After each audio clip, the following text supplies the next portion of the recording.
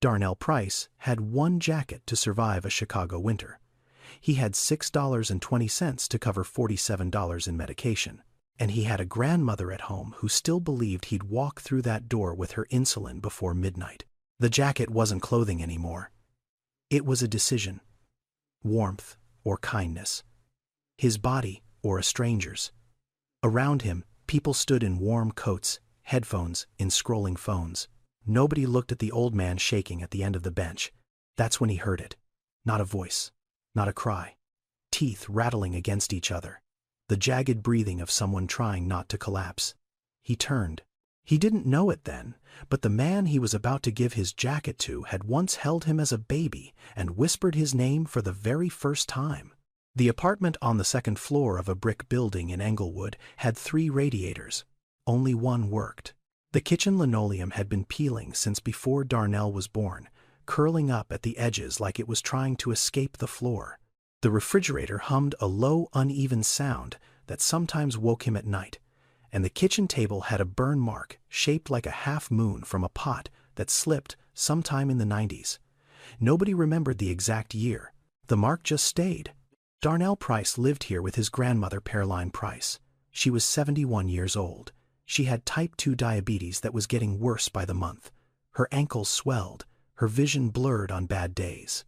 She needed insulin that cost $47 a vial, and she needed it like breathing.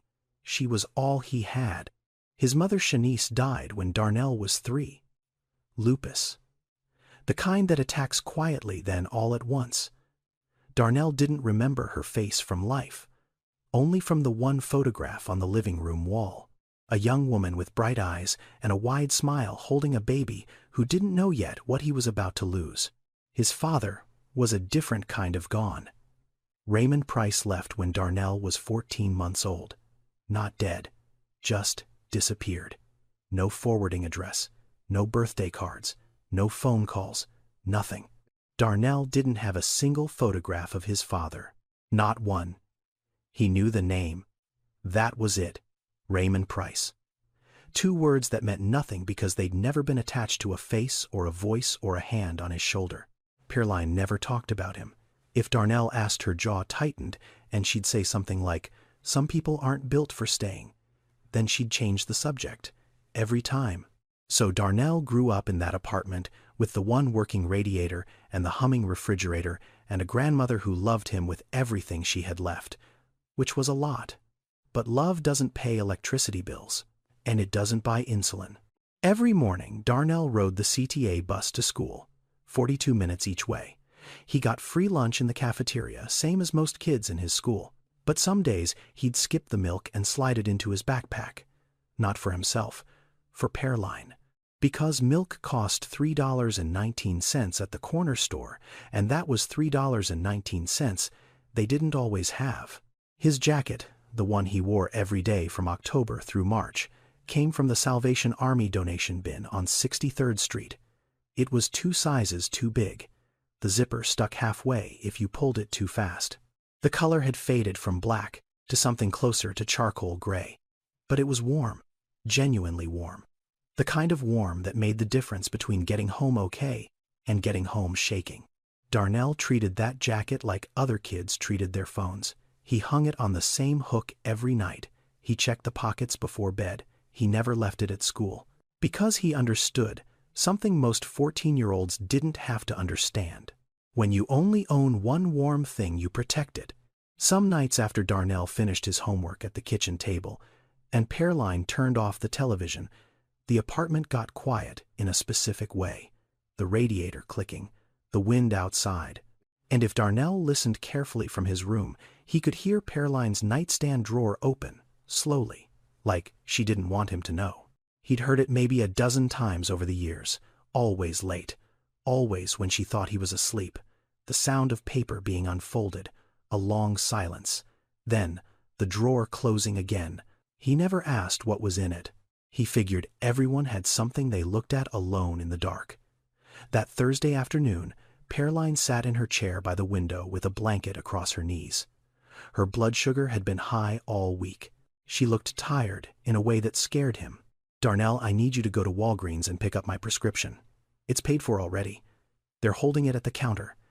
Yes, ma'am. He grabbed his jacket from the hook. She watched him put it on. Zip it all the way up. It's 28 degrees out there. I know. And Darnell. She looked at him with eyes that carried something heavier than usual. Keep that jacket on. Don't you take it off for any reason. You hear me? Yes, ma'am.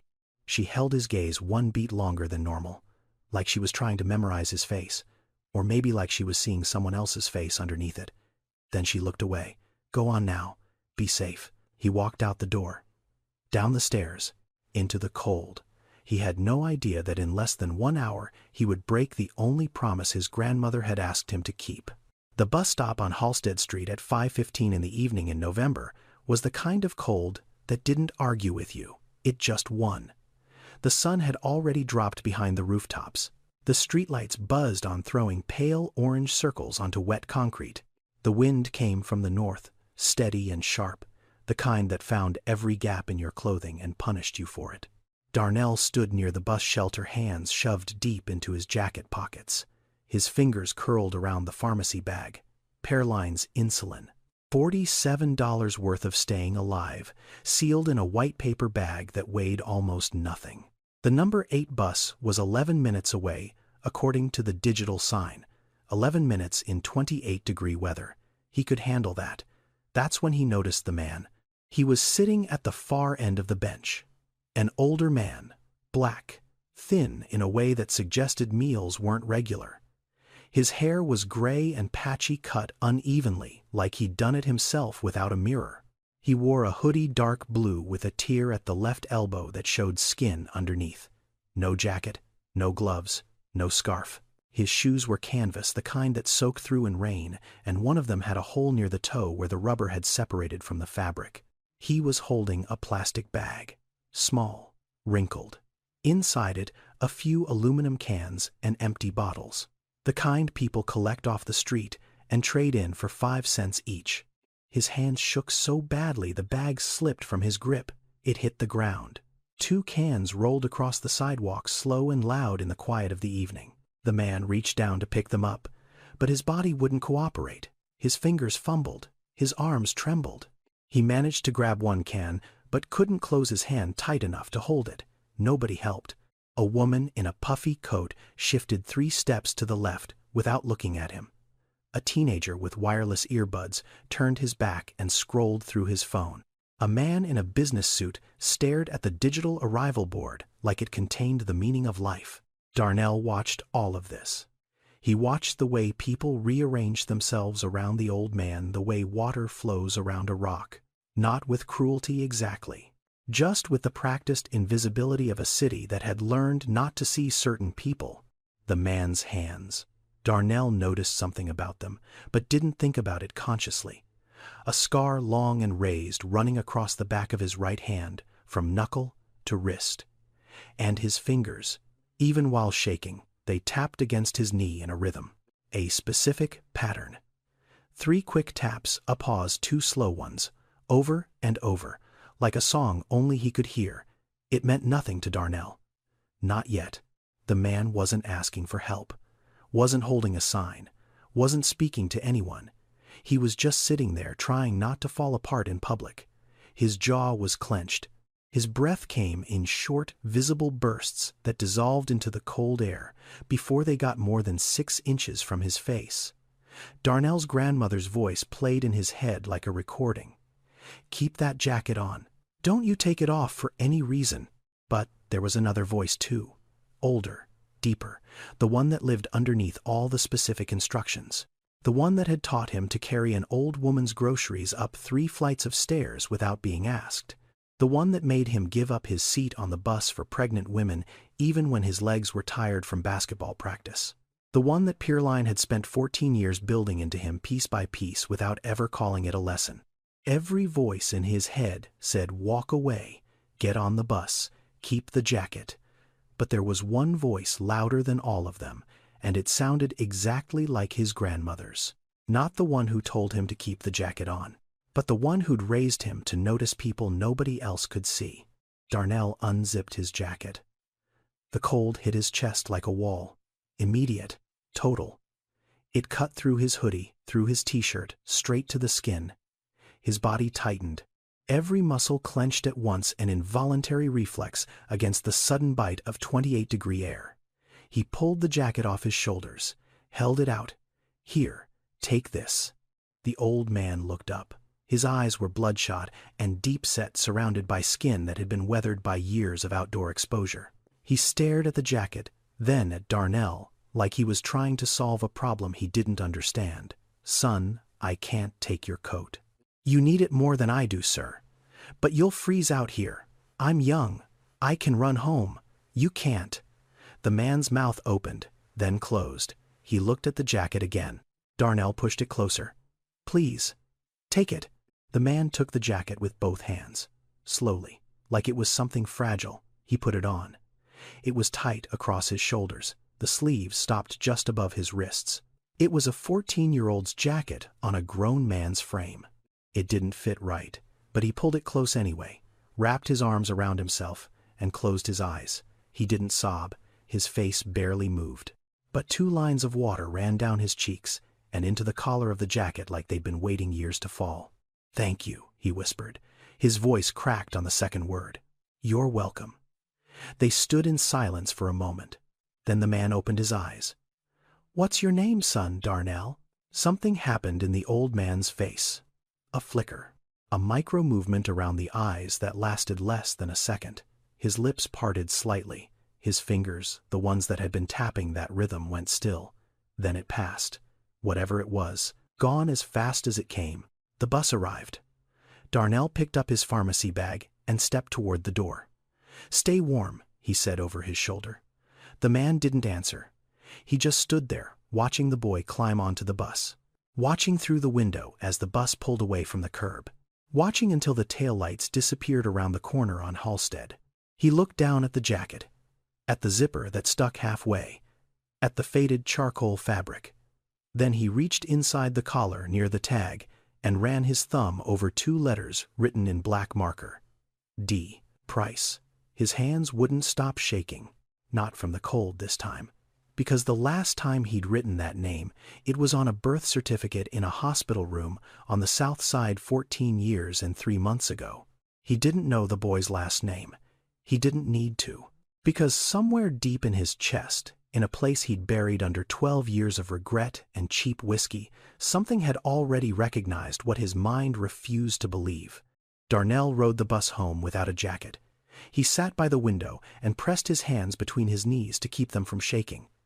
The heater on the bus worked, but barely. Warm air drifted from the vents in waves, enough to keep the windows from fogging, but not enough to stop him from shivering. His hoodie was thin, gray, the kind you get in a 3-pack from the clearance rack at Target. It wasn't built for November. His arms had goosebumps, so thick they hurt. The ride took 14 minutes. By the time he stepped off at his stop, his nose was running and his ears burned red from the wind. The walk from the bus stop to his building was 4 blocks. He ran most of it. Not because he wanted to. Because if he stopped moving, the cold would settle into his bones and stay there. He made it to the front door of the building, climbed the stairs, turned the key. Pierline was standing by the window. She always stood by the window when he was out past dark. Always. It was the one thing about her that never changed, no matter how bad her legs hurt or how swollen her ankles got. She would stand at that window and watch the street until she saw him coming.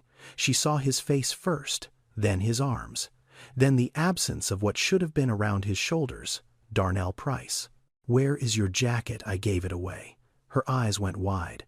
"You gave? To who?" "An old man at the bus stop. He was sitting out there in a hoodie. No coat, no gloves, nothing. He was freezing, Grandma. He couldn't even hold onto his bag." Pierline's mouth opened, then closed. She stared at him for a long moment. Something moved behind her eyes. Something old. Something she hadn't thought about in a long time, or maybe something she thought about every night but never said out loud. She pulled him inside, wrapped a blanket around his shoulders, put the kettle on for ginger tea, rubbed his hands between hers until the color started coming back. "You're going to catch your death," she muttered. "Giving away your only coat in November. What were you thinking?" He was cold, Grandma. He didn't have anything. Pearline stopped rubbing his hands. She went still, completely still, like someone had pressed pause on her.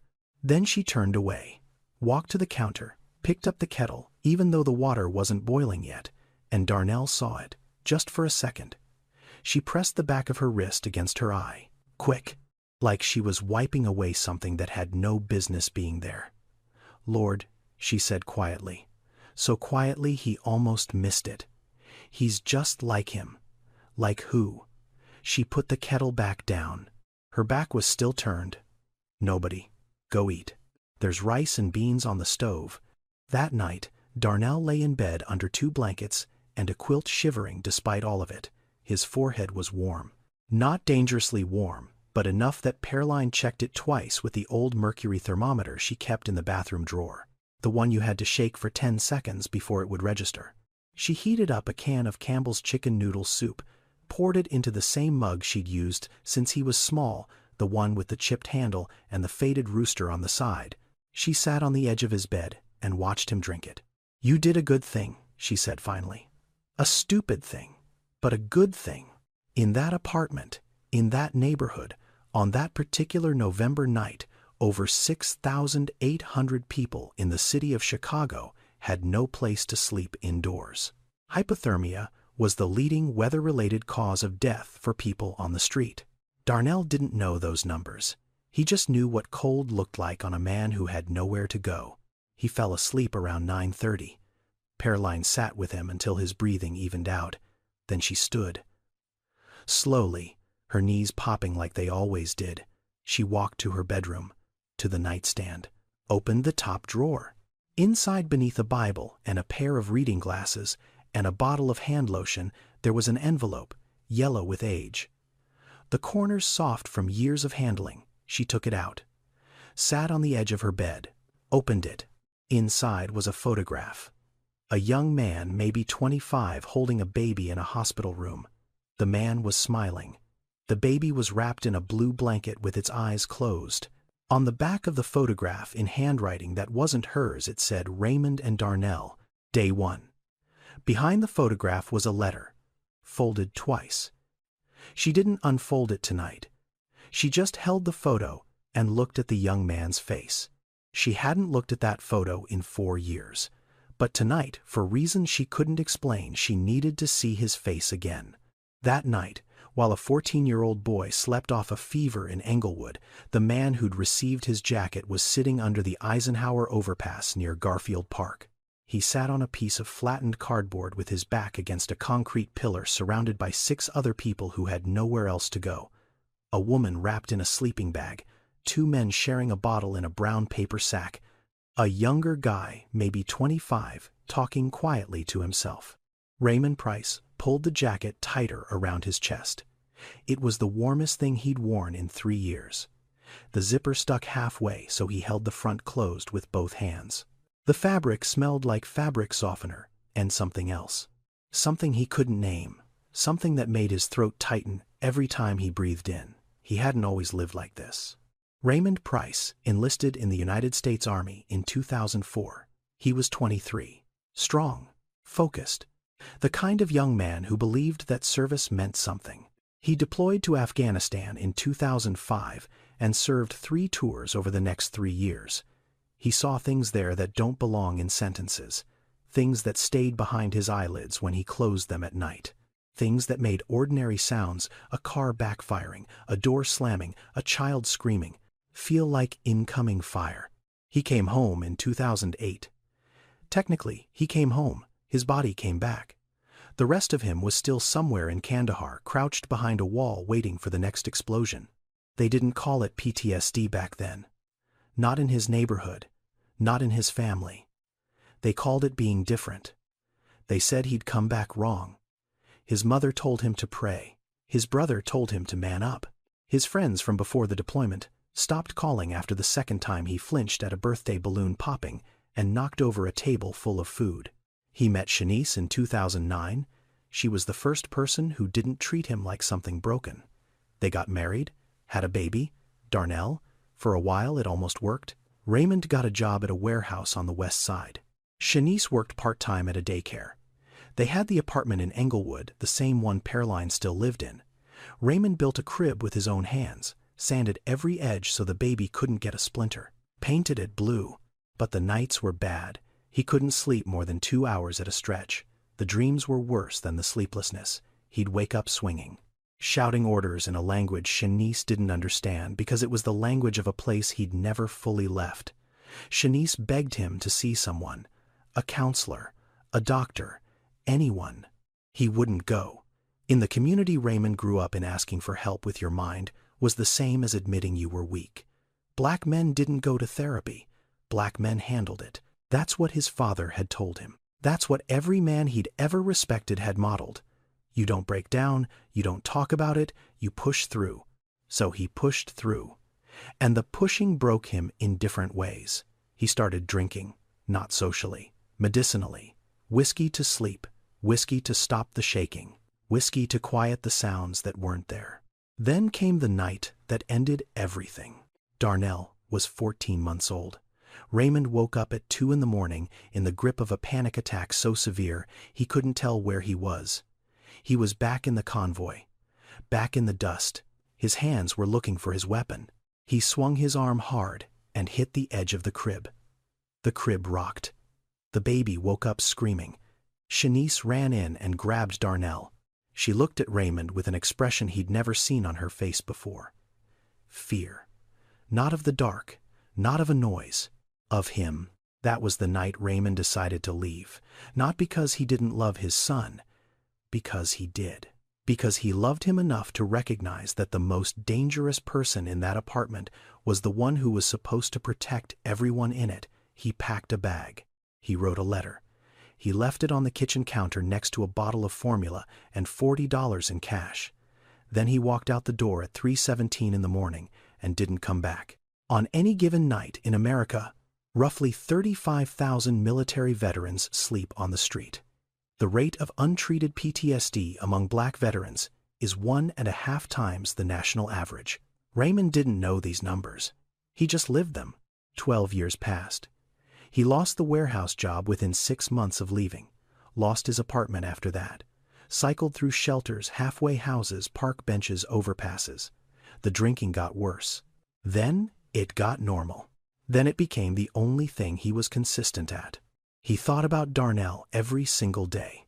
He just never did anything about it, because every year that passed made the distance wider and the shame deeper and the excuse easier to believe. He's better off without me. That was the lie he told himself every morning. Some mornings he almost believed it. Now he sat under an overpass in November, wearing a 14-year-old's jacket. He ran his thumb along the inside of the collar for the 3rd time. The letters were small, written in black marker in a grandmother's careful handwriting. D. Price. His hands wouldn't stop shaking. Not from the cold this time. Because the last time he'd written that name, it was on a birth certificate in a hospital room on the South Side 14 years and 3 months ago. 3 days later, Raymond walked to the bus stop on Halsted Street. He got there at 4:45 in the afternoon and sat on the bench. The same bench. The same spot. He wasn't sure what he was looking for. That's not true. He knew exactly what he was looking for. He just wasn't ready to admit it out loud, because admitting it would mean the name on the jacket wasn't a coincidence. And if it wasn't a coincidence, then the boy who gave him the only warm thing he owned was the same boy he'd walked away from 12 years ago. Darnell didn't show up that day, or the next. On the 5th day, Raymond came back again. He sat on the far end of the bench, partially hidden behind the shelter wall. He wore the jacket. He always wore the jacket now. At 5:12, the number 8 bus pulled up. The doors opened, and there he was. Darnell stepped off the bus in the same gray hoodie. No jacket. His hands were shoved in his pockets, and his shoulders were hunched against the wind. He walked to the other side of the shelter and stood near the pole waiting for a transfer. Raymond watched him from 15 feet away. He watched the way Darnell shifted his weight from one foot to the other. He watched the way the boy's fingers tapped against the metal pole. 3 quick taps, a pause, 2 slow ones, the exact same pattern. Raymond looked down at his own hand. His fingers were doing the same thing against his knee. He hadn't noticed until now. He'd never noticed. It was just something his hands did, something they'd always done. He wanted to walk over. He wanted to say something. Anything. But then he caught his own reflection in the shelter glass. The gray stubble, the hollowed cheeks, the clothes that hadn't been washed in weeks, the eyes of a man who'd spent 12 years running from himself. What was he supposed to say? I'm your father like this, smelling like this, looking like this. Darnell saw him first. The boy's face changed, not with fear, with recognition, the easy kind. Hey, you still wearing the jacket? Raymond managed a nod. Still wearing it. Warmest thing I own. Darnell walked over. Casual, like visiting an old neighbor. Good. It's cold out here. You doing okay? I'm managing. They stood together in the quiet. The wind pushed between them. Darnell blew into his hands. You go to school around here? Raymond asked. The question came out before he could stop it. Robeson, 9th grade, 9th grade. Raymond did the math in his head. 14 years old. The right age. The exact right age. You live nearby Englewood. With my grandma. Raymond's chest compressed. Englewood. With his grandma. Not with his mother. Not with his father. With his grandma. She doing all right? Your grandma. She's got diabetes. Type 2. Some days are better than others. I pick up her medicine every Thursday. Every Thursday. Same route, same bus, same stop. Raymond kept his voice level. That's a lot of responsibility for someone your age. Darnell shrugged. She took care of me my whole life. Least I can do. The bus came. Darnell's bus. He picked up his pharmacy bag and stepped toward the door, then turned back. My grandma says, I'm just like my dad. I don't even know what that means. Never met him. Raymond swallowed, his jaw locked. His eyes burned, but nothing fell. The bus doors closed. Darnell disappeared behind tinted glass. He could have said it right then. 3 words. I'm your father. But he looked at his own hands, cracked, dirty, trembling, and decided his son deserved a better reveal than a confession from a man who smelled like bus shelters and broken promises. The weeks that followed had a rhythm. Not a plan. A rhythm. The kind that develops when 2 people keep showing up to the same place at the same time without ever agreeing to. Monday. Darnell brought him half a peanut butter sandwich wrapped in a napkin. He handed it over, the way you'd hand someone a newspaper. Casual, like it was nothing. But Raymond noticed the sandwich was cut diagonally. The way you cut a sandwich for someone you actually thought about. Wednesday. A thermos of soup. Still hot. Chicken and rice. The kind made from scratch, not from a can. Darnell said his grandma made too much. Raymond knew that wasn't true. Nobody makes too much soup by accident. You make too much soup on purpose, when you know someone else needs it. Friday. Raymond pulled out a piece of cardboard he'd been working on all week. He'd drawn a chessboard on it with a borrowed pen. The pieces were bottle caps, some marked with a cross, some with a circle. He set it on the bench between them. You know how to play? Darnell looked at the board. No. I'll teach you. It's a good game. Teaches you to think before you move. They played for 20 minutes. Darnell lost badly and laughed about it. Raymond hadn't heard that laugh before. It hit him somewhere behind the ribs. Because it sounded exactly like Shanice's laugh. The same pitch. The same way it started quiet and got louder. The same way it made everyone around it feel like the world was slightly less broken. Raymond turned his face away, pretended to study the board, but really he was just trying not to fall apart in front of a boy who didn't know why a stranger's eyes kept watering in the cold.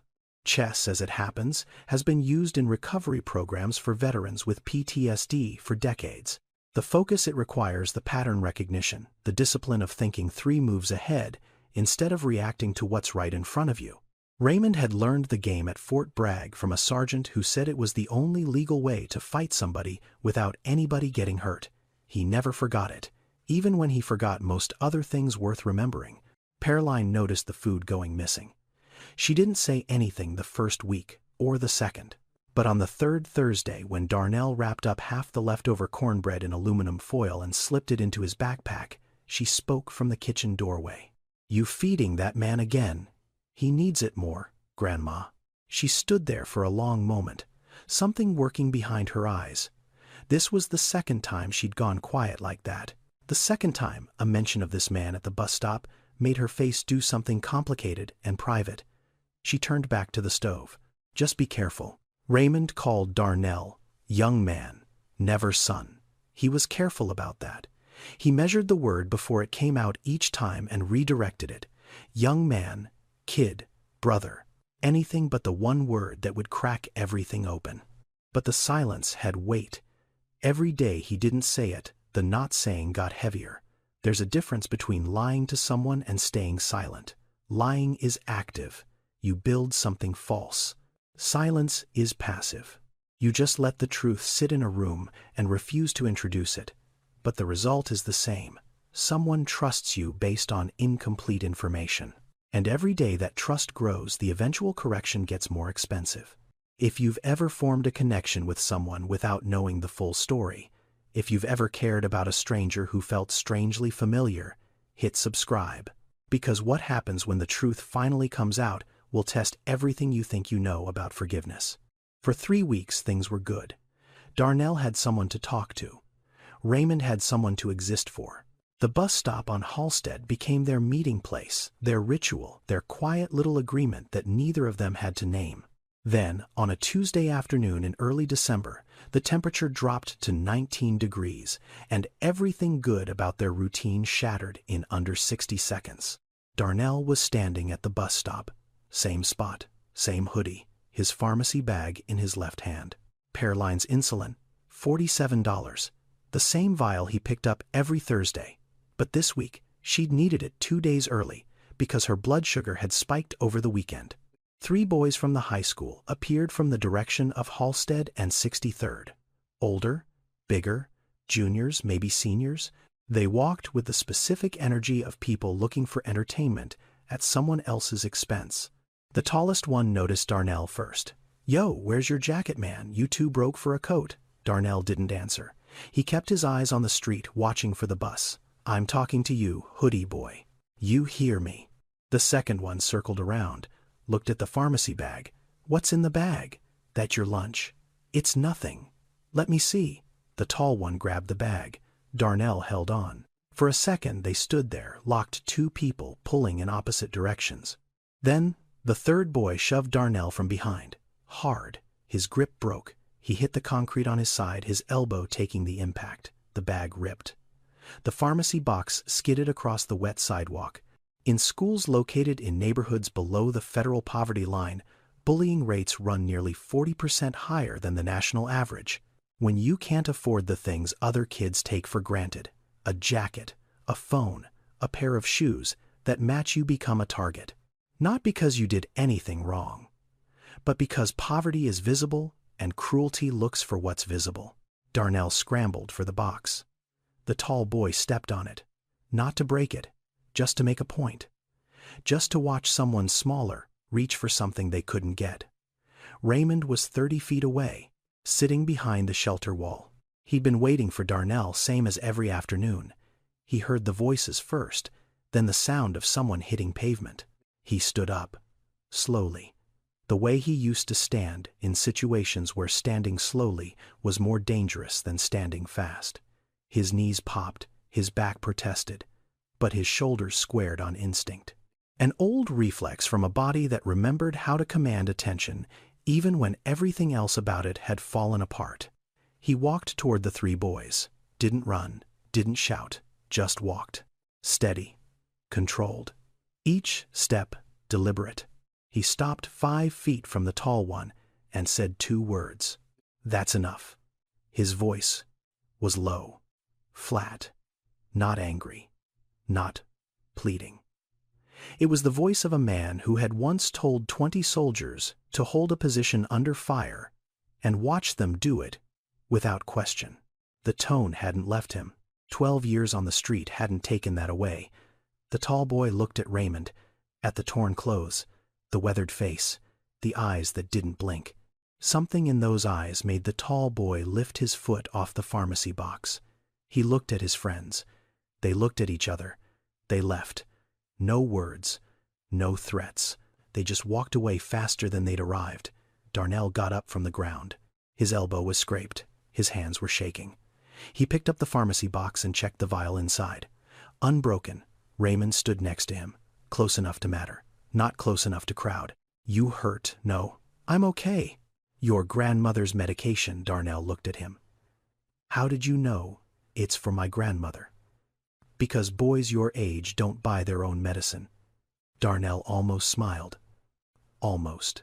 But his hands were still trembling, and his elbow was starting to sting where the skin had torn, and the adrenaline was fading into something heavier. Something that felt a lot like realizing you're alone in the world, and 14 years old, and nobody is coming to help. Except someone had. A stranger. An old man in a too-small jacket who smelled like the city and moved like a soldier. "Thank you," Darnell said. His voice was smaller than usual. "I wish I had someone like you around more often." Raymond didn't answer. He stood there with his hands at his sides, looking at his son, feeling the full weight of every day he'd missed pressing down on his chest like a boot. He wanted to say, "You do. I'm right here. I've always been right here. Just too broken to show up." It happened on a Wednesday. The kind of Wednesday that starts ordinary and ends with your whole life rearranged. Darnell came home from school to find Pierline on the kitchen floor. She was conscious, but barely. Her eyes were open, unfocused, staring at the ceiling like she was trying to read something written on it. Her blood sugar had crashed. The insulin dose from that morning had been too strong, or the food she'd eaten hadn't been enough, or both. Her skin was gray. Her hands were cold. The mug with the chipped handle and the faded rooster was broken on the floor next to her. Tea pooling around the ceramic pieces. Darnell called 911. His voice shook so badly the dispatcher asked him to repeat the address twice. The ambulance took 11 minutes. They loaded Pierline onto a stretcher, while Darnell stood in the doorway holding her purse because he didn't know what else to hold on to. They took her to Stroger Hospital. Darnell rode in the back of the ambulance. A paramedic asked him questions he couldn't answer. "Does she take any other medications? Is she allergic to anything? Is there a parent or guardian we can contact?" "No, there's nobody. It's just us." At the hospital, they wheeled Pierline through double doors that Darnell wasn't allowed to pass. A nurse told him to sit in the waiting area. Someone would come talk to him. He sat. He waited. His leg bounced. His hands opened and closed. An hour passed. Nobody came. He thought about calling someone. But the list of people he could call was short. Mrs. Doris didn't have a phone. His school counselor wouldn't answer at 7 in the evening. He scrolled through his contacts and realized there were 14 names in his phone, and not one of them could help him right now. Then he thought of the bus stop. He thought of Raymond. He didn't think about why. He just knew that in the entire city of Chicago, the one person who'd shown up for him without being asked was an old man who didn't even have a last name as far as Darnell knew. So he ran, out the emergency room doors, down Harrison Street, 4 blocks to the nearest CTA stop. He caught the bus to Halstead, sat in the back, prayed Raymond would be there. He was. Same bench, same jacket, Darnell's jacket. Raymond saw the boy's face and stood up immediately. "What happened?" "My grandma. She collapsed. She's at Stroger. I don't know what's wrong." "They won't tell me anything because I'm 14, and I'm not. His voice broke. Not dramatically. Just cracked down the middle, like a glass somebody set down too hard. Raymond didn't hesitate. He reached into his pocket and pulled out $2. His last $2, every cent he had. He walked to the bus stop and waited with Darnell for the eastbound line. They rode together in silence. Raymond didn't put his arm around the boy. Didn't offer false comfort. Just sat next to him. Close enough to matter. At Stroger, the security guard looked at Raymond the way security guards look at men who haven't showered in weeks. Raymond stopped at the entrance. "You go in. I'll wait out here. It's cold. I've had worse." Darnell went inside. The nurse at the station told him his grandmother was stable, resting. He could go in. Pierline was awake. Barely. An IV in her arm. A monitor beeping her heart rate in steady intervals. Her eyes found Darnell and something in them softened. "Baby, you scared me. I scared you, Grandma. You were on the floor. She almost smiled. Who brought you here? A friend. The old man I told you about. From the bus stop. He's outside. Pearline was quiet for a moment. Then she said something Darnell didn't expect. Bring him in. I want to meet him. Darnell walked back through the double doors and out to the entrance where Raymond sat on a concrete bench, his hands tucked under his arms for warmth. She wants to meet you. Raymond's face changed. Something flashed across it. Not fear, exactly. Something closer to the expression of a man standing at the edge of a cliff looking down, trying to decide. He followed Darnell inside, past the security guard who watched but didn't stop them. Down the hallway, through the door of room 214. Pearline was propped up on the hospital bed. The monitor beeped. A nurse's shoes squeaked somewhere down the corridor. The fluorescent light hummed the way fluorescent lights always do, indifferent to everything happening beneath them. Raymond stepped into the room. He stood just inside the doorway. His hands were at his sides. He didn't speak. Pearline looked at him. The room went silent in a way that had nothing to do with sound. The monitor still beeped. The light still hummed. But the silence between the two adults filled every corner of that room like water rising in a locked space. 5 seconds. 10. Pearline's eyes moved across his face. Slowly. The way you read a sentence you've read 1,000 times but suddenly see differently. She looked at his jaw, his hands, the scar across his right knuckle. Then she said one word. Raymond. Darnell's head turned. He looked at his grandmother, then at Raymond, then back at his grandmother. You know him. Pearline's eyes were wet. She looked at Raymond, then at Darnell, then at Raymond again. Her chin trembled, but her voice held steady. The steadiness of a woman who had carried a secret for 12 years and was finally setting it down. Baby. She reached for Darnell's hand. This man, this is your father. The room didn't explode. Nobody screamed. Nobody collapsed. What happened was quieter and worse. Darnell's entire body went still. Not relaxed still. Frozen still. The kind of still that happens when your brain receives information it cannot process, so it simply stops everything and waits. He looked at Raymond. He studied the man's face the way you'd study a stranger's. The gray stubble. The hollow cheeks. The eyes that were now producing tears in 2 steady lines, the same way they had the night he'd received the jacket. But these tears were different. These weren't grateful. These were ashamed. Raymond didn't move, didn't step forward, didn't reach out. He stood in that doorway like a man awaiting sentencing, because that's exactly what he was doing. Pearline was the calmest person in the room, she had suspected. Maybe not from the first time Darnell mentioned the man at the bus stop, but from the second. From the moment Darnell described the finger tapping. From the moment he said the man called him young man and wouldn't take the jacket and cried without making a sound. She'd known those details the way you know your own handwriting, because she'd watched Raymond do all of those things 14 years ago. Darnell pulled his hand away from Pearline's. Slowly. He took one step back, then another. When he spoke, his voice wasn't loud. It was flat, controlled. The voice of a boy who'd practiced not needing a father for so long that hearing he had one felt like being told the sky was a different color than the one he'd been staring at his whole life. You left. You left and you never came back. Then he walked out of the room. The jacket he'd given a stranger 3 weeks ago suddenly felt like the cruelest joke the universe had ever played on him. Darnell sat in the hallway on a plastic chair bolted to the wall. His head was down. His fists were closed so tight, his fingernails dug into his palms and left marks he wouldn't notice until later. Raymond came out of the room. He stopped 10 steps away, close enough to see, far enough to respect what the distance meant.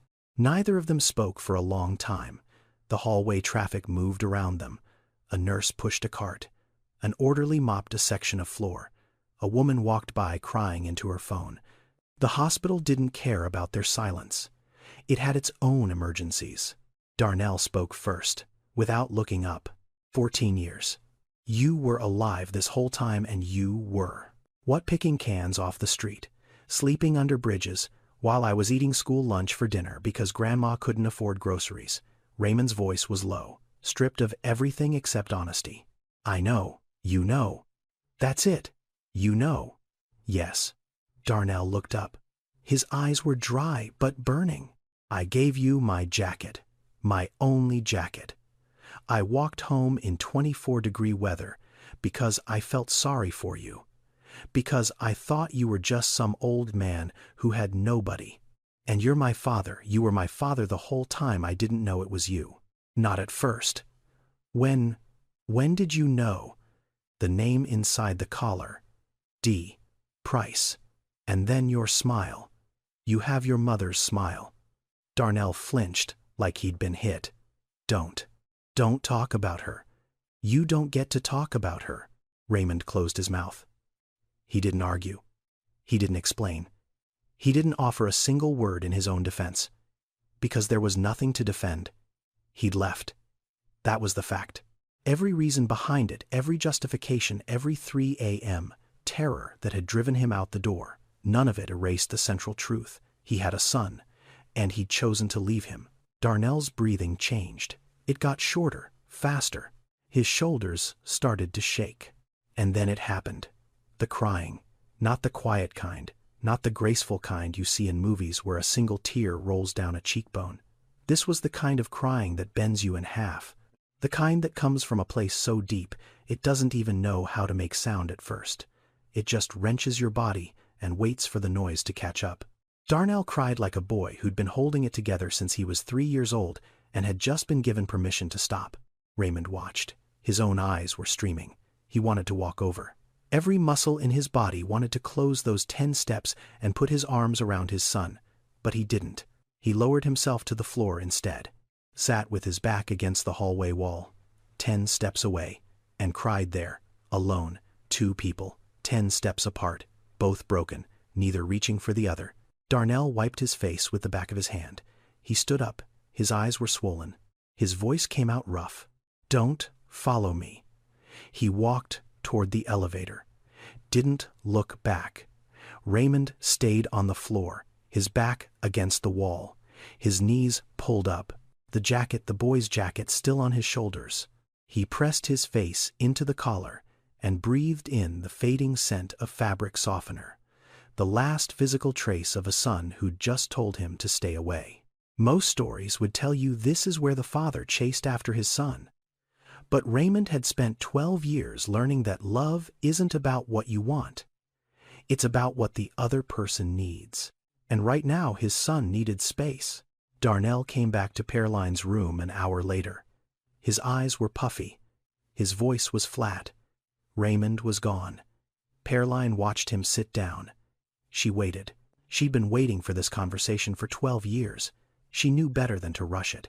You knew, Darnell said. You knew the whole time, I suspected. When you described him, the tapping, the way he wouldn't accept help, the way he cried without sound.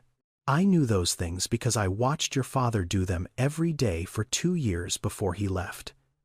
Why didn't you tell me? Because I wasn't sure. And because if I was wrong, I would have broken your heart for nothing. Darnell stared at the floor. And if you were right, then I needed you to see him first.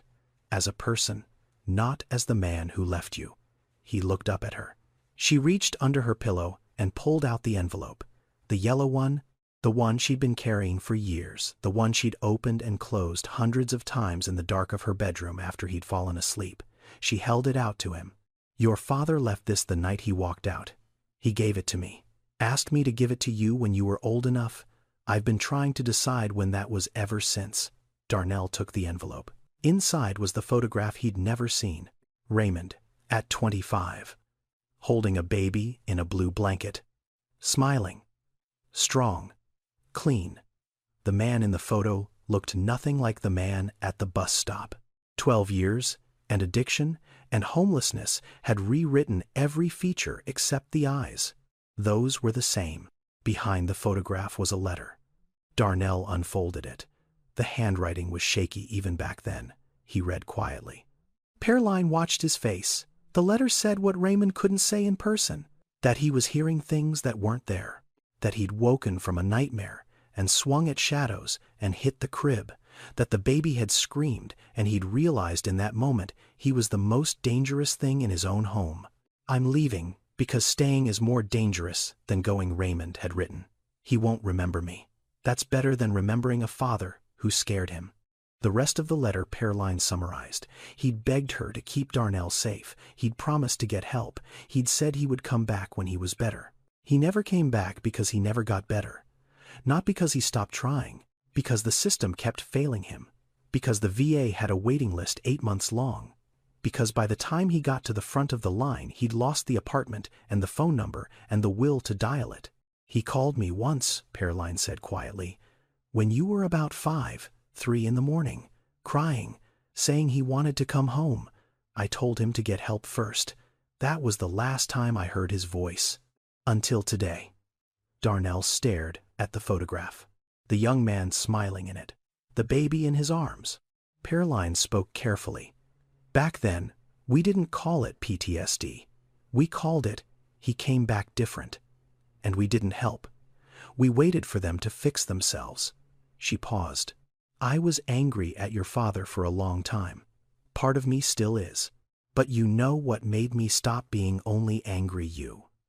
When you gave that man your jacket and came home shivering and told me you did it because he needed it more. That's what your father used to do. He used to give away the last thing he had. Every time.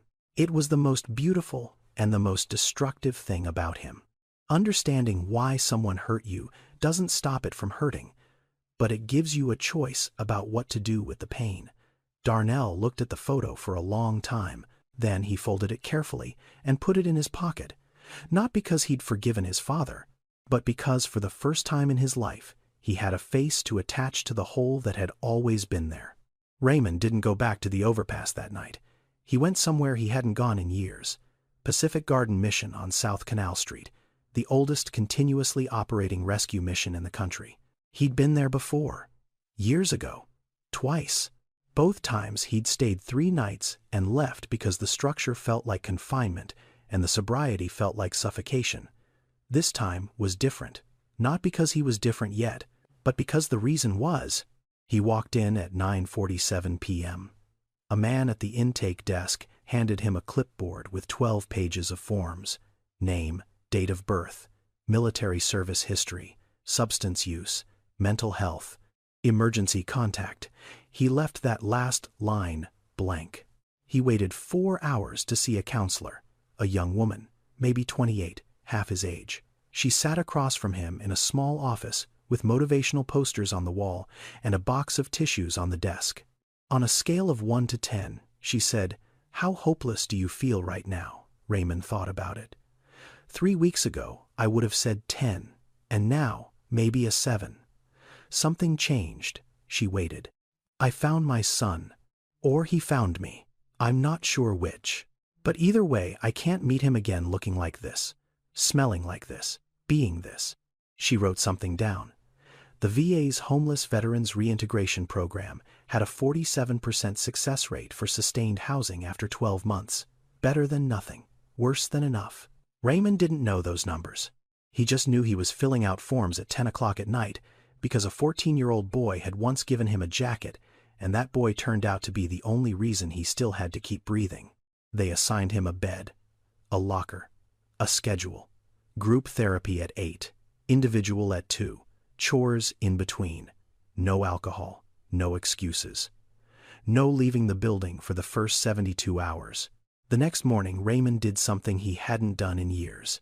He washed the jacket, Darnell's jacket, by hand. In the shelter bathroom sink with a bar of soap, he scrubbed the collar where the name was written, careful not to smudge the marker. D. Price. He hung it over the radiator to dry. Then, he started leaving things. Day 1. A scarf. Not new. He'd found it in the shelter's donation bin. Gray wool, slightly pilled, but clean. He folded it and left it on the bench at the Halstead bus stop at 4:30 in the afternoon before Darnell would arrive. Weighted it down with a can so the wind wouldn't take it. Day 3. A chess piece. A knight.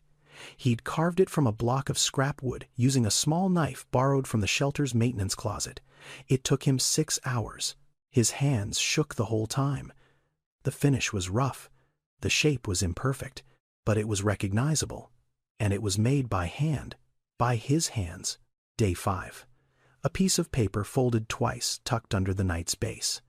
5 sentences in his shaky handwriting. I'm getting help. Not because you asked. Because you deserve a father, not an excuse. I'm at Pacific Garden. I'm not running this time. Darnell found the scarf on Thursday. Looked at it. Left it on the bench. Walked away.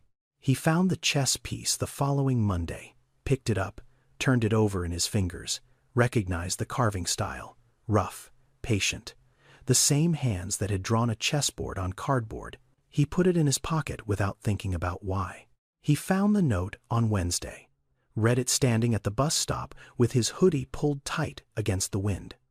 Read it again on the bus. Read it a third time at the kitchen table while Pearline watched from the stove and said nothing.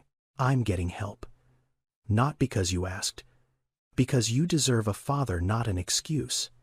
He folded the note and put it in his pocket next to the night and the photograph. This isn't the part where everything gets fixed. If you're waiting for a hug and a montage, that's not how real families work. What happens next is slower, messier, and more honest than that. 2 weeks passed. Pearline came home from the hospital. Her blood sugar stabilized. She moved slower, now held the walls when she walked, but she was alive and she was home, and that was enough. Darnell didn't talk about Raymond. Not once. Pearline didn't push. She made meals. She watched television. She waited the way grandmothers wait, with a patience that looks like doing nothing but is actually doing everything. On a Saturday morning in late December, Darnell put on his hoodie and told Pearline he was going out. Where to? He didn't answer right away. He stood in the doorway with his hand on the knob looking at the floor. I need to find him. Pearline nodded once. She didn't ask who. She didn't say be careful or don't go or are you sure? She just nodded. Because she'd been waiting for this too. Darnell took the bus to Halstead. The bus stop was empty. Raymond wasn't there. He hadn't been there in weeks. Darnell asked a woman sitting near the shelter if she'd seen an older man, thin gray hair, usually wearing a charcoal jacket that was too small for him. She shook her head. But a man collecting bottles nearby overheard. You talking about Ray? He's at Pacific Garden, down on Canal. Been there a while now. Darnell took 2 more buses. 40 minutes across the city. He walked into the Mission at 11:15 in the morning and told the man at the front desk he was looking for Raymond Price. They made him wait in a room with plastic chairs and a vending machine that only had water. 15 minutes later, a staff member walked him through a side door to a small courtyard behind the building. Raymond was there. Sweeping. He wore work gloves and a reflective vest over Darnell's jacket. The jacket that still didn't fit right. The jacket he still hadn't taken off. He looked different. Not transformed, not reborn, just cleaner. His hair was cut short and even. His face had been shaved recently. His eyes were the same, tired and deep, but something behind them had shifted, like a window that had been painted shut for years, and somebody had finally cracked it open an inch. He saw Darnell and stopped sweeping. The broom stayed in his hands. He didn't put it down, didn't step forward. Just stood there the way you stand when you're not sure if the person in front of you is going to stay or turn around. Darnell walked toward him. Stopped about 6 feet away. Close enough to talk. Far enough to leave. I read your letter, the one you left when I was a baby. Raymond's grip tightened on the broom handle. Your grandmother kept it. She kept everything. The courtyard was quiet. A pigeon landed on the fence and left again. Wind pushed an empty chip bag across the concrete. Did you ever try to come back? Raymond set the broom against the wall. Slowly, like he needed his hands free for what came next. Twice. Once when you were 5. I took the bus to Englewood, stood outside the building for 2 hours. I could see your apartment from the street, 3rd window from the left. You were sitting on the couch watching something on TV. Cartoons, I think. You were laughing. Your whole body was laughing the way kids do when they don't know anybody's watching. And I stood down there on the sidewalk thinking he looks happy. He looks like he's okay. Maybe I just messed that up. Darnell was quiet for a moment. You would have. Probably. I know. The second time. Last year. But the building was gone. They'd torn it down. New construction. Condos, I think. I walked around the block 3 times trying to figure out where you'd moved. Asked a couple people. Nobody knew. Or nobody wanted to tell a man who looked like me. If you've ever had to decide whether to let someone back into your life after they hurt you, whether to protect yourself or give them another chance, make sure you're subscribed. Because the choice Darnell makes next is one that most adults still struggle with. Darnell noticed something on the bench next to Raymond's water bottle. A piece of wood, small, half-carved. The shape was coming together. A chess piece. Another knight.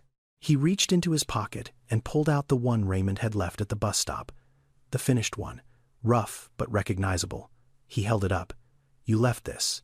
Raymond looked at it. Then at the one he was carving. His eyes got wet, but nothing fell. "It's a knight. They move in L shapes.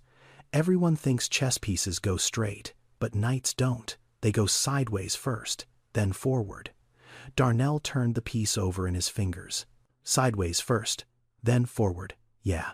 They stood in the courtyard, with the wind, and the pigeons, and the silence that wasn't empty anymore. It was full. Full of things neither of them was ready to say out loud, but that didn't need to be said out loud because they were both standing there, which was its own kind of language. Darnell put the knight back in his pocket. "I'll come back next week. Same time." Raymond nodded. His jaw was tight. His eyes were bright. But he didn't cry. Not this time. This time he just stood there and received it. The small, careful, conditional gift of a second chance from a boy who had every right to walk away and didn't. "Okay," Raymond said. "I'll be here." Forgiveness isn't a moment. It's a direction. And for the first time, they were both walking the same way. Week 3. Darnell showed up at the shelter on Saturday morning. They sat in the courtyard and played chess on a real board this time. The shelter had one in the common room.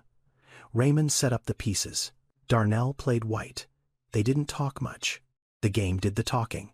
When Raymond took Darnell's bishop, Darnell said lucky, and Raymond almost smiled. When Darnell took Raymond's rook 2 moves later, Raymond said that was good and meant it. They played for 40 minutes. Raymond won. Darnell said next week, and left. Week 5. Raymond started the alcohol treatment program. It wasn't gentle. The first 3 days his hands shook so badly he couldn't hold a pen. He sweat through his sheets at night. His counselor told him the body has to grieve what it's losing, even when what it's losing is poison. Darnell came on Saturday. The staff member at the desk hesitated. "He's having a rough day. You might want to come back." Darnell sat down in the plastic chair. "I'll wait." 30 minutes later, Raymond came out. He looked gray. His eyes were glassy. His hands were stuffed in the jacket pockets to hide the trembling. "Not today, son. I'm not good today." It was the first time he'd called him son since the hospital. Neither of them acknowledged it. Darnell didn't argue. He sat in the hallway for an hour, read a chapter of his school book, then left. He came back the next Saturday, and the one after that. Week 8. Raymond was accepted into the HUD-VASH housing program, a voucher for transitional housing specifically for homeless veterans. He got a room in a supportive housing building on the west side, small. A bed, a desk, a window that faced a parking lot. But it had a door that locked, and a shower that was his, and a silence at night that belonged to him alone instead of being shared with 40 strangers. Week 10. Darnell brought Pierline. They took 2 buses. Darnell held Pierline's arm on the stairs. She moved slowly, but she moved. When they got to Raymond's room, he was standing by the window in a clean shirt, the first clean shirt Darnell had ever seen him wear. He'd shaved. He'd combed his hair. He looked like he'd been standing there for an hour, waiting, trying to figure out what to do with his hands. Pierline stood in the doorway. She looked at him. He looked at her. 12 years collapsed into the space between them. "You look terrible," she said. "I know." She looked around the room. At the bed, the desk, the window, the small pile of carved chess pieces on the windowsill. "You better get better. That boy needs you." That was all she said. She didn't hug him. She didn't cry. She didn't forgive him with words. But she'd come. She'd walked through the door. And in a family that communicated as much through presence as through language, walking through the door was enough. Week 14. Raymond got his first paycheck. Maintenance work at the shelter. $820 for 2 weeks. He held the check in both hands in the staff office and stared at it the way a man stares at a glass of water after crossing a desert. Not with celebration, with disbelief that something this ordinary could feel this holy. He cashed the check, paid his portion of rent, bought groceries, put $30 aside for the bus, and with what was left, he went to Walmart. He bought a jacket. Black, size medium, the kind a 15-year-old boy would wear. Not expensive, not fancy. $31.47 after tax. He tried to pick one with a zipper that worked smoothly because he remembered how the old one used to stick. He took the bus to Englewood, walked to the building, climbed the stairs, stood in front of the door to apartment 212. He didn't knock. He set the jacket on the doormat. From his pocket he pulled a scrap of paper. He'd written on it 5 times before getting the words right. The final version said 3 words and a name. Now we're even. Dad. He put the note in the jacket pocket.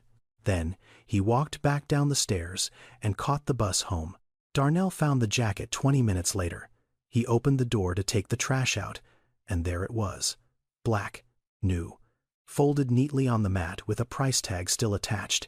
He picked it up, felt the weight of it, checked the pockets. He read the note. Read it again. And for the first time since this whole thing started, he smiled because of his father. Not in spite of him, because of him. It wasn't a grand gesture. It was a $31 jacket from Walmart with a note written in shaky handwriting, but it carried more weight than any apology ever could, because it said, I see you, I remember, and I'm trying. 1 year later, November again, the same bus stop on Halstead Street, the same cold, the same pale orange streetlights throwing circles on wet concrete, but everything else was different. Darnell Price was 15 now, taller. His voice had dropped half an octave since last winter. He stood at the bus stop in the black jacket Raymond had bought him, his hands in the pockets, his breath making clouds in the freezing air. In his right pocket his fingers rested on a small wooden chess piece, a knight. He touched it every time he waited for the bus. Not consciously, just habit. The way you touch something that reminds you where you've been and how far you've come. Raymond stood next to him. He wore the old jacket, Darnell's jacket, the one from the Salvation Army that was 2 sizes too small and had a zipper that stuck halfway. He'd never stopped wearing it. The fabric was thinner now. The elbows were nearly worn through. But he kept it the way some people keep a letter or a photograph, not for function, for meaning. 9 months sober. He lived in the supportive housing on the west side. He worked maintenance at the shelter 5 days a week. On Tuesday evenings, he attended a veterans support group at the VA clinic on the near west side, sitting in a circle with 11 other men who were learning to talk about the things they'd carried home from war. He wasn't fixed. He still had nights when the dreams came back and he woke up swinging at shadows. He still flinched at loud noises. He still sometimes looked at a bottle on a shelf and felt the pull in his chest like a rope being tugged from the inside. But he showed up. Every day. For 9 months. And showing up, it turned out, was the only thing that mattered. Cold out here, Darnell said. Yeah. You good, I'm good. You, I'm good. They stood in silence. But it was a different silence than before. Not heavy, not loaded, the comfortable kind. The kind that happens between 2 people who've said the hard things already and don't need to fill every gap with words. Raymond looked at him. I'm not going to be a perfect father. I don't know how. Never learned. Darnell didn't look away. I don't need perfect. I just need you to show up. I'll show up. Pearline was doing better. Not cured. Diabetes doesn't work that way. But better. Raymond picked up her prescriptions now, drove her to appointments in a borrowed car from the shelter, sat in the waiting room, and read magazines from 2019 while she got her blood work done. Small things, the things Darnell used to do alone. The bus arrived. They both got on, sat next to each other near the back. The heater worked this time. The windows fogged. Darnell drew a small shape on the glass with his finger, a letter L, the path of a knight. Raymond saw it, didn't say anything, just tapped his fingers against his knee. 3 quick taps, a pause, 2 slow ones, the same rhythm, the same pattern. Father and son side by side, sharing a language neither of them had ever been taught. Some people spend their whole lives looking for family in the places they expect to find it. Darnell found his at a bus stop in a stranger who turned out to be the person he'd been missing all along. Not because the universe has a plan, but because kindness has a way of finding the people you belong to, even when you don't know you're looking. The jacket was never about warmth. It was about seeing someone really seeing them when everyone else looked away. It was about choosing to give when you had nothing, and discovering that what you gave away came back to you in a shape you never could have predicted. Forgiveness isn't forgetting. It's choosing to walk forward instead of standing still. And family isn't blood. It's showing up, again and again, even when you're scared, even when you're broken. Especially then. In Darnell's pocket, the wooden knight sat warm against his fingers, sideways first, then forward, always forward. If this story reminded you that kindness doesn't need a reason, and that the people we help might be closer to us than we think, hit like and share it with someone who needs to hear this today. Have you ever helped a stranger and found out later there was more to the story? Or have you been on the other side, the person someone showed up for when nobody else did? Drop your story in the comments, because those moments, the ones where a small act of kindness turned into something bigger than you ever imagined, those are the moments that remind us why we're here. Subscribe for more stories about ordinary people making extraordinary choices, the kind of choices that remind us who we really are. I'll see you in the next one. Take care of each other. This story is fictional, but the issues it explores are very real. According to the HUD Annual Homeless Assessment Report, roughly 35,000 military veterans experience homelessness on any given night in America. The National Center for PTSD reports that PTSD affects up to 20% of veterans who served in operations in Iraq and Afghanistan, with significantly higher rates of untreated cases in Black veteran communities due to systemic barriers and cultural stigma around mental health. Programs like HUD-VASH, the Veterans Affairs Supportive Housing Program, provide real pathways from homelessness to stability for thousands of veterans each year. They work, but they only work when people walk through the door and ask for help, and that step is often the hardest one. If you or someone you know is experiencing homelessness, PTSD addiction, or a mental health crisis, please reach out. The Veterans Crisis Line is available 24/7. Call 988 and press 1. The SAMHSA National Helpline at 1-800-624-357 provides free referrals and support for substance use and mental health. The National Alliance to End Homelessness at endhomelessness.org offers resources and local program directories. Every character in this story is fictional, but the struggles they face are shared by millions. If this video helps one person reach out for help or see a stranger differently, it's done its job. I wrote this story because I've seen what happens when fathers disappear, and I've seen what happens when they come back. Not every return is welcome. Not every apology is enough. Not every broken thing can be repaired. But I believe in second chances, not because people always deserve them, but because the people who love them do. I grew up watching someone I cared about struggle with the same silence Raymond carried, the same refusal to ask for help, the same belief that leaving was love. It took me years to understand that sometimes the people who hurt us the most are the ones fighting the hardest battles we can't see.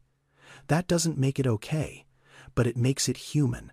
A $30 jacket can't fix a broken family, but it can start a conversation, and sometimes that's all it takes.